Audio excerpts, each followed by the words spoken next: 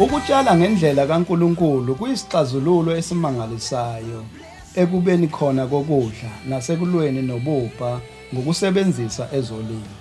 Ukutshala ngendlela kaNkulunkulu akusibo nje ubuchwepheshe, kodwa kuyindlela ezinzile ezwini likaNkulunkulu nasekuphatheni kahle nesixazululo sobuchwepheshe ukuhlomisa wena ukuze usebenzise lokho umdali akubeke ezandleni zakho kanye nokwambula ngokugcwala kwesithembiso sikaJesu sempilo echichimayo.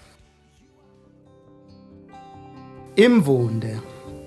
Imvunde iwuhlobo oluhle lokunonisa umhlabathi kunezinye izikhuthazi zomhlabathi, obuye usize kakhulu ekubuyiseleni ubunjalo bomhlabathi engadini. KwabaseKorinte isahluko sesishagalolunye ivesi lesishagalombili kufundeka kanje: kepha uNkulunkulu unamandla ukunipha umusa wonke ukuze kuthi ninokwanele konke ezintweni zonke ngezikhathi zonke nivame imisebenzi yonke emihle. uNkulunkulu uyiqiniso, wenza ukuthi wonke umuntu azuze emhlabathini ononileyo emhlabeni ngokubuyisela imvunde emhlabathini. Abalimi nabatshali bangazuza okuningi ngokuhamba kwesikhathi uma lokhu ukuqhathanisa nezinye izikhuthazi zomhlabathi. Yini imvunde? Imvunde imisalela etholakala kunoma yini ebiphila yase iyafa, ukuze sibe nesiqiniseko sokuthi imvunde yethu isezingeni eliphezulu. Kumele siyenze ngezithako eziphambili. Singakha indunduma yemvunde engamamitha 2 ubude namamitha 2 ububanzi. Lokhu kungenziwa umuntu oyedwa esikhathini esingamahora ambalwa. Umthamo wemvunde ungaba amamitha 3 nesigamu okungu 3.5 cubic meters, futhi unganela umndeni ngamunye isikhathi esingangonyaka. Uma ungeke udinge imvunde eningi, ungayehlisa indunduma yemvunde ibe imitha 1.5 ubude, imitha 1.5 ububanzi, nemitha 1 ukuphakama. Yenziwa nini imvunde? Uma useNingizimu Afrika, qala ngokuqoqa izinto ozokwenza ngazo imvunde ngesikhathi izitshalo eziningi ziseluhlaza ngenyanga kaMasingana noma kaNhlolanja, ukuze imvunde yakho ibe sesimweni esikulungele ukusetshenziswa uma usuzoqala ukutshala imifino lapho kuthwasa ihlobo. Izithako zemvunde. Imvunde ithwaka ngezikhuthazi ezine: initrogen, amahlamvu, amaxolo, nokunye okomile njengezinti, iziqu nezinkuni. Imifino iba mihle kakhulu uma ifakwe imvunde enezithako ezibolayo, amabacteria, kunalezi ezibunyulukayo okubizwa ngokuthi fungi. Uma ziqhathaniswa nemvunde yezitshalo ezijwayelekile, kumele sehlise okusazinkuni ngamaphesenti 10 bese senyusa okomile ngamaphesenti 35. Konke okunye okuxutshiwe kuba njengokuba kunjalo. Lokhu kwehlisa icarbon ibe initrogen bese indunduma yemvunde ithamba ngenxa yokuthi yenziwe ngemvunde yezinto ezibolayo. Initrogen. Initrogen ibalulekile kwimvunde, kanti futhi ikhuthaza lokhu okubulayo ukuthi kukhiqize imvunde enhle. Initrogen ingatholakala ilinganiseke ukuthi ibe amaphesenti 10 endundumeni noma amasaka 15 omquba oku-50 kg. Sebenzisa umquba omusha. Uma ungekho umquba endaweni ohlala kuyona, ungakwazi ukuwenza ngokusebenzisa amamitha 4 okungu 4 cubic meters ezinsalela zezitholakala noma kuma legumes. Amahlamvu aluhlaza. Amahlamvu aluhlaza ayisizinda sikashukela oyimvelo otholakala ezitshalweni. ayisidingo esikhulu emvundeni. Amahlamvu aluhlaza kumele abe amaphesenti angama-45 endunduma, kanti kumele asetshenziswe phakathi kwezinsuku ezintathu kuya kwezine. Ngale kwalokho ushukela kuwona uphenduka ube isitashi. Qala ngokufaka amahlamvu aluhlaza alinganiselwe kumamitha awu-8 okungu-8 cubic meters enziwe amahlamvu, utshani obusikiwe, ukhula, imifino emidala noma amagatsha ezihlahla anqunyiwe. Amagatsha. Izinkuni ziwusizo ngoba zilekelela ukumila kwezikhuthazi ezimunyulukayo okuyifungi endundumeni ngoba kwenza imvunde ingene umoya futhi isheshe ibe sampushana. Qoqa ukusazinkuni okulinganiselwa kumamitha 2 okungu-2 cubic meters kube amaphesenti 10 endundumeni usebenzise amahleza, amagatsha, amaplangwe okusikiwe emapulangweni kanye namaxolo.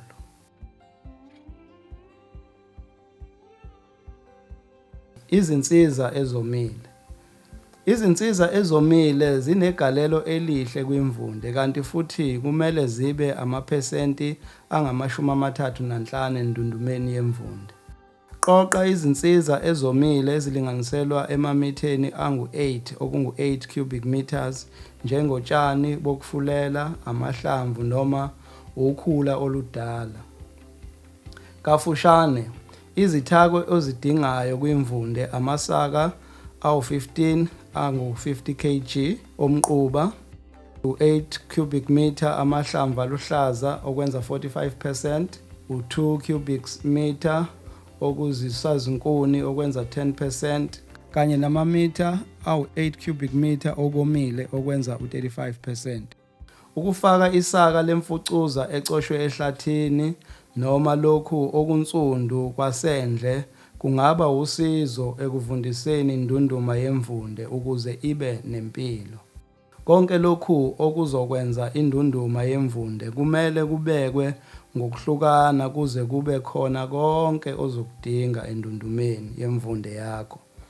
Konke lokhu kuthatha isikhathi, ngakho-ke kumele uhlele konke kusenesikhathi. Abasebenzi bendlela yokutshala ngokukaNkulunkulu kumele babe namaqembu ngama-5 ukuze bakhuleke, bashumayezane, babuye balekelelane ngalokhu. Uma lamaqembu enakho konke akudingayo ukwenza lemvunde angasebenzisana ngokulekelelana njengomphakathi. Ukwakha indunduma yemvunde. Sungula amamitha 2 alinganayo ngapha nangapha usebenzisa izikhonkwana eziyisithupha ezingamamitha 2 ubude. Uzodinga amamitha 2 nengxenye eyisithupha izigxobo ezokwazi ukuthi uzimbele phansi ukuze zingawi. Uma usuwenza indunduma kubalulekile ukuthi ufake izithako esibiza ama-ratios ezilingene. Indlela elula yokwenza lokhu ukusebenzisa izinhlobo ezihlukene zokwenza imvunde. Ngesikhathi wakha lezi zinhlobo ezihlukene zokwenza imvunde kungaba kuhle uzimanzise ngokwanele. Ngokuzimanzisa lezi zinhlobo zokwenza imvunde kuchaza ukuthi usuyodinga ukuthi uzimanzise kanye noma kabili njalo uma usuphendula.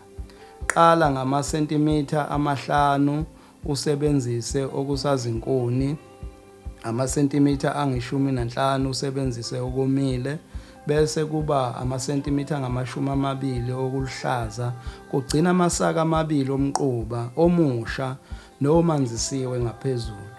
Isithombe esilandelayo ngezansi siyisibonelo. Yize kungenzeka ungaqhubeka nokuthela phezu kwendunduma yemvunde kuze kube amamitha 2.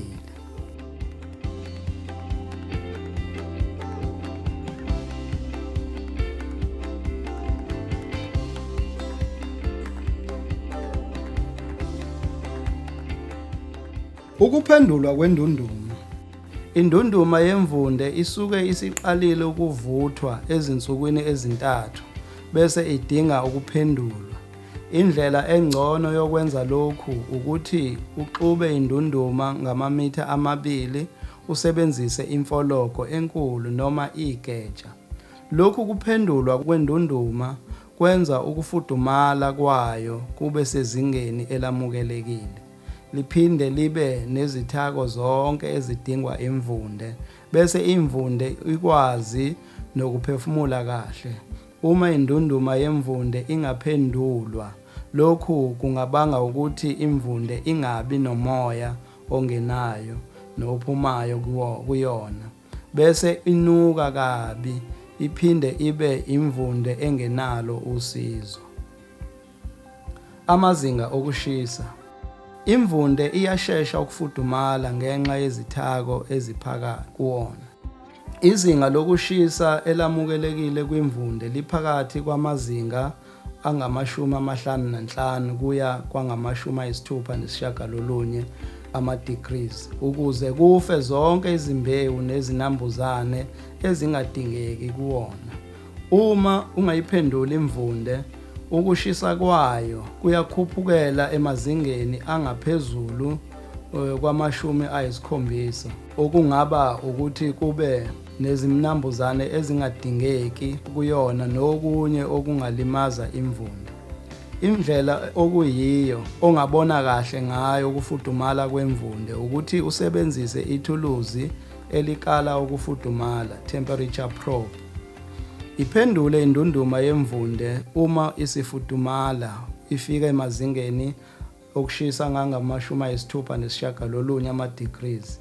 Enye indlela ebiza inani eliphansi lokukala ukushisa ukusebenzisa insimbi engamamilimitha angama-90. Emumva kokuthi usuyifakile le nsimbi kwimvunde, ikhiphe bese uyabona ukuthi ungayibamba yini imizuzwana.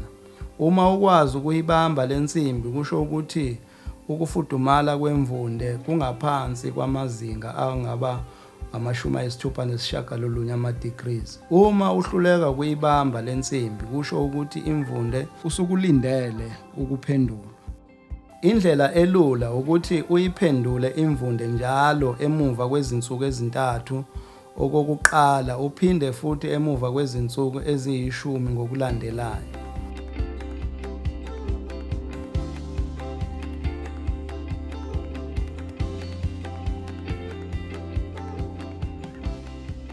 Ukufudumala kwemvunde kuyehla njalo emuva kokuphendulwa, kuphinde inyuke uma usuyiphendula futhi.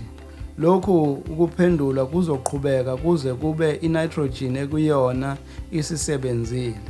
Uma ulandela kahle umyalelo womthetho wamasaka ayi-15 omquba, imvunde yakho izofudumala ngokwanele bese ibola kahle uphinde ikhule emuva kwamasonto ayisithupha kuya kweyisishiyagalolunye. Ukuxuba. Uma uxuba imvunde, sebenzisa izinsiza ezahlukene ezikuwona ngokuthi uphendule ezingaphakathi zibe ngaphandle, ezingaphandle zibe ngaphakathi kwendunduma yakho yemvunde ukuze ibe sesimweni esihle. Umswakama. Kubalulekile ukuthi uhlale uhlola ukuthi indunduma yemvunde inomswakama yini ngoba uyanyamalala ngokuhamba kwesikhathi. Zama ukuthi indunduma yemvunde ihlale inomswakama ongamaphesenti angama-50. Ungahlola lokhu ngokuphendula indunduma yemvunde yakho noma uwufumbathe ukuze uzwe ukuthi uswakeme yini. Uma umswakama uziphumela, kusho ukuthi amanzi maningi noma imanzi kakhulu. Uma kungaphumi lutho, kodwa uma uvula izandla zakho ingabambeki, lokhu kusho ukuthi iyomile imvunde yakho, kumele ufake amanzi. Uma uyifumbatha ngezandla kungaphumi umswakama, lokho kusho ukuthi usezingeni elamukelekileyo. Dweba ukusamuqa ngaphezulu kwendunduma yakho bese ubeka utshani bokufulela noma ubeke amasaka anezinhlamvu ukuze kuhlale imvula phezu kwawo okuzosiza ukugcina imvunde ihlale ipholile.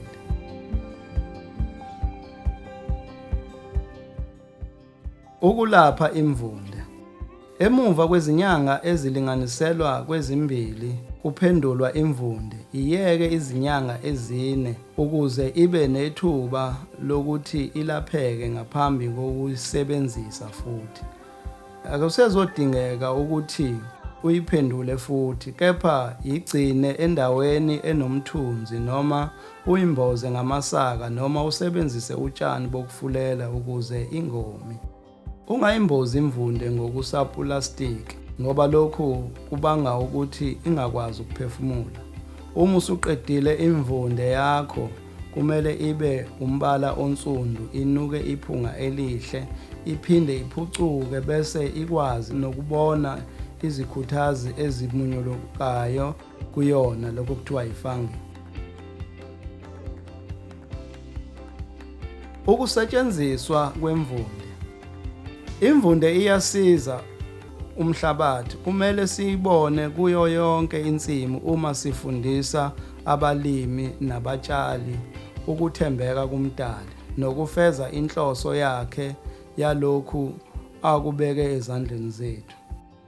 Imvunde ingasetshenziswa ngokuthelwa ngaphezulu komhlabathi noma lapho kutshalwa khona nasemseleni. Lokhu kuzokwenza ukuthi kuvunwe izitshalo ezohlobo oluphezulu yize ukwakha kungathathanga izinsuku eziningi futhi kungagqilazi. Ukwakha nje bese kuba ukuyiphendula kahlanu noma kasithupha, ithuba lokuba umkhiqizi wemfino aphumelele ekutheni konke lokhu akwenze ngenani eliphansi nokukhulisa imifino enomsoco kusezandleni zakho.